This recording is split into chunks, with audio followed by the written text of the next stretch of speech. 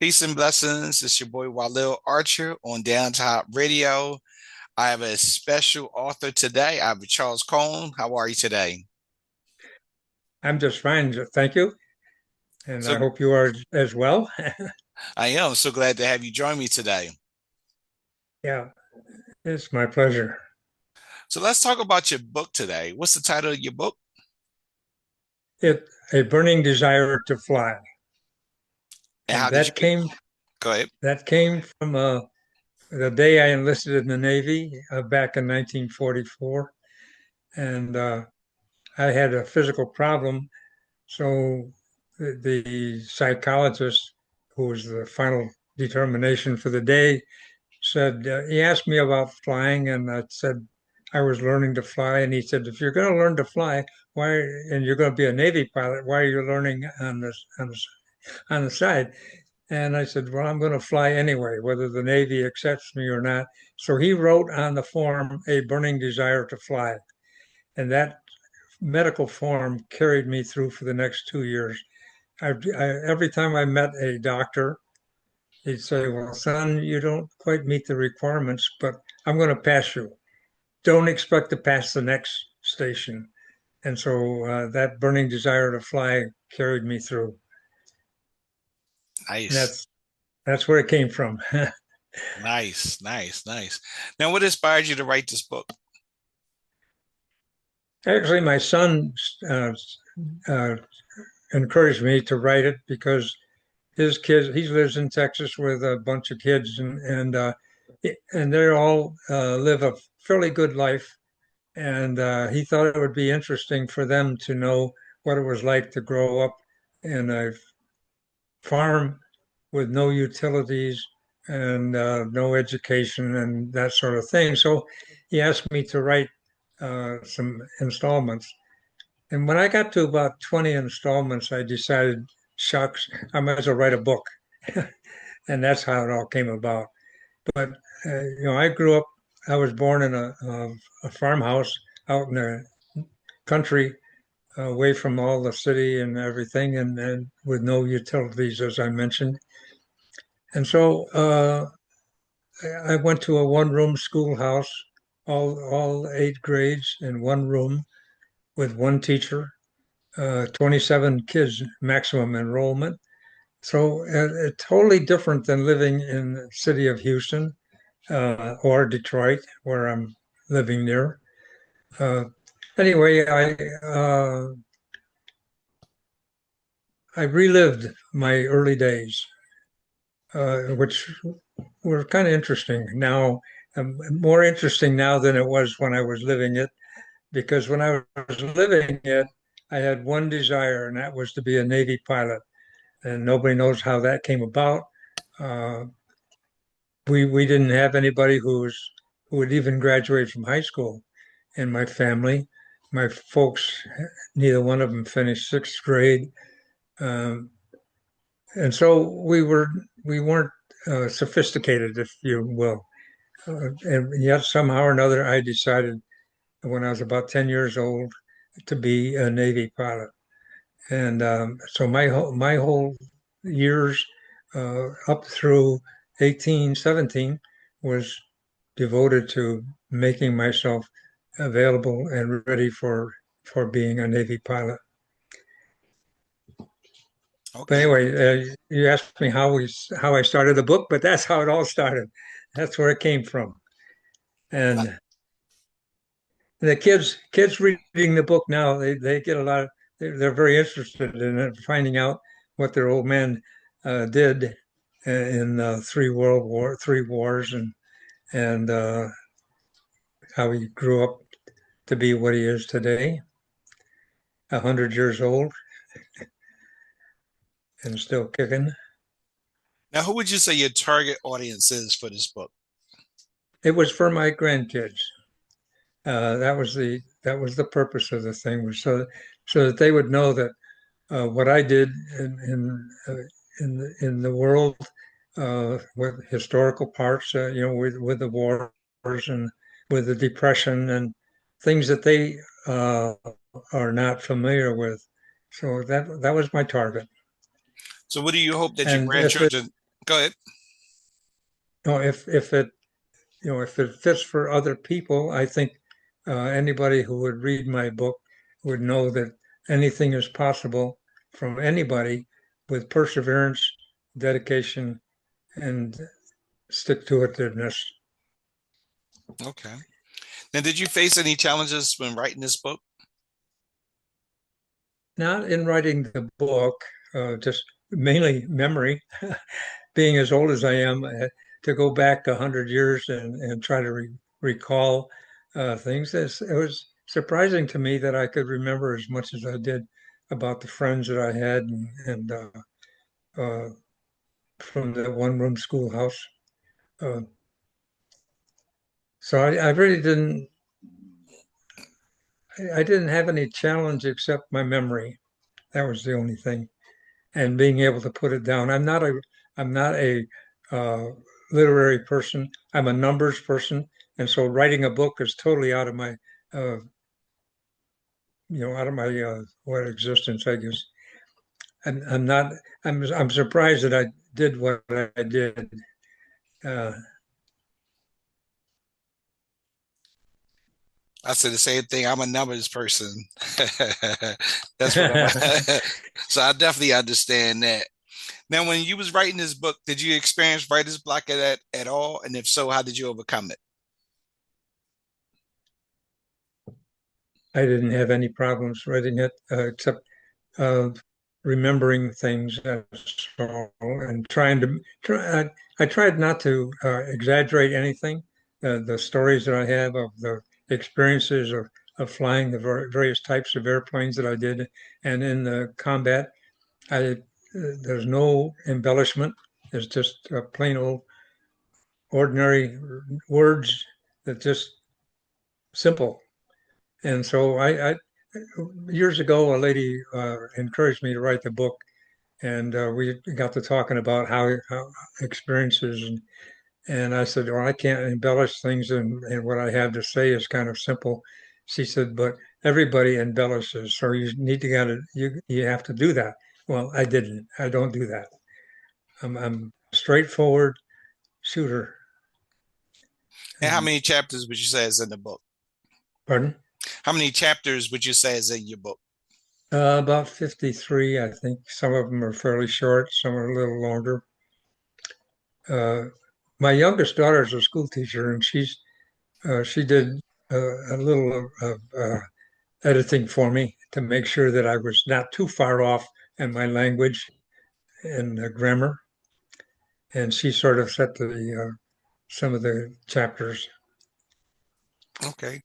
Now, there's one chapter that stood out more than the other that you really want the readers to focus on. Probably the growing up and going into the Navy when I first started, and I was a simple farm kid. I didn't know anything about anything. In fact, I rode the milk truck that picked up milk at each of the farms every day and took it to Rochester, New York for the dairy.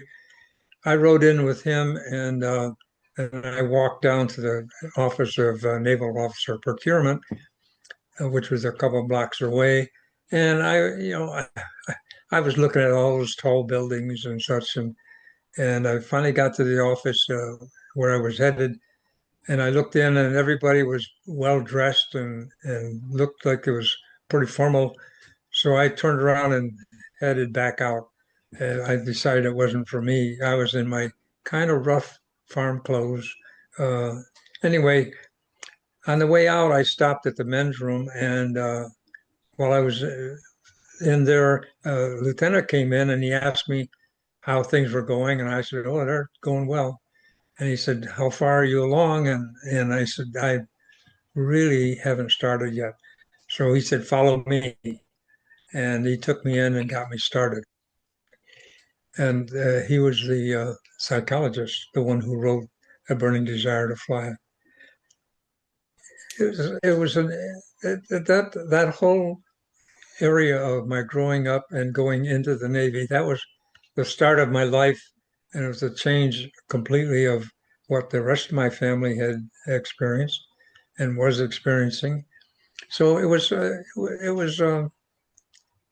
different, but it was actually enjoyable to read it, write it again. Uh, life was really pretty good for me, and I just didn't realize it at the time. I was struggling to make sure that I was ready for Navy pilot training. And how long did it take you to write the book? Uh, about 2.5 years. Um, I was not dedicated to it every day. I write, then I'd have a couple of weeks off and then I write a little bit more. So it's about 2.5 years. Okay. Now, what would you say you learned from writing this book? I learned that I have had a charmed life. uh, I had many experiences that I've written in the book of flying various airplanes like the Navy PBM seaplane and this Air Force B-47, where I had some scary, well, they weren't scary to me at the time. I was just surviving. But when I was flying in the PBM, we got lost. We went through a typhoon on a road from Saipan to Manila, and we were racked up pretty well.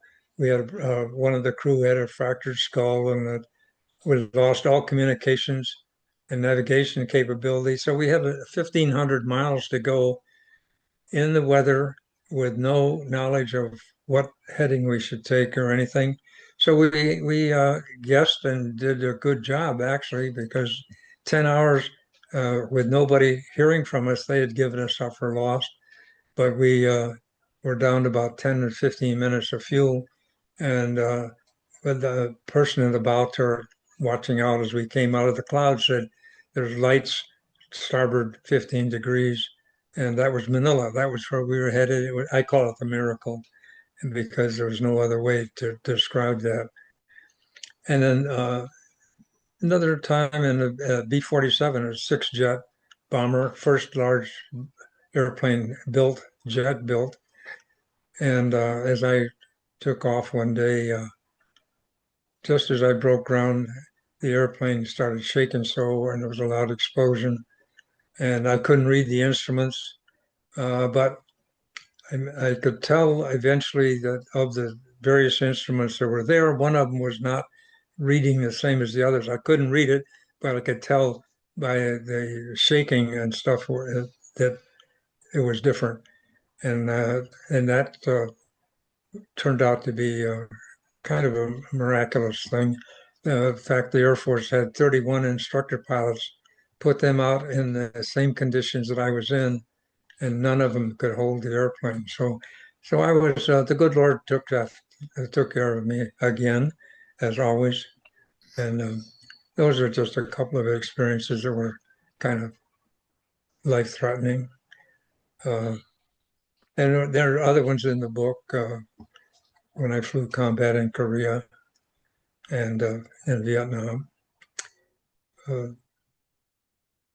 but I kind of enjoyed writing the book. Actually, I left a lot of things out. But I'm not going to write another book.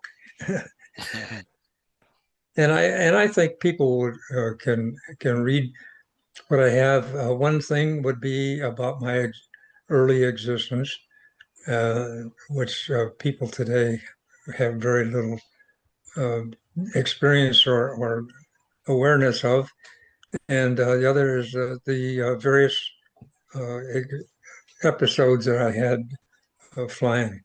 It seemed like some people used to say that a black cloud followed me around, and I said, really, it's an angel, because I just had quite a few close calls. And I think people would find that interesting. Most people I know who have gotten the book, that's one of the things that they like about it. And if anybody really wanted to examine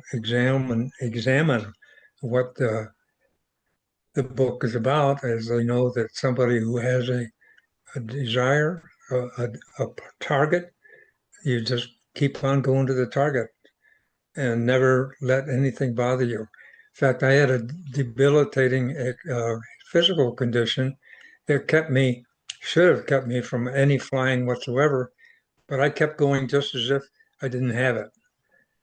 But I answered all the questions on the exams truthfully, and knowing that when I answered that I had hay fever and such, that it would disqualify me, but I didn't let that bother me. I just answered it, and it turned out that it was right.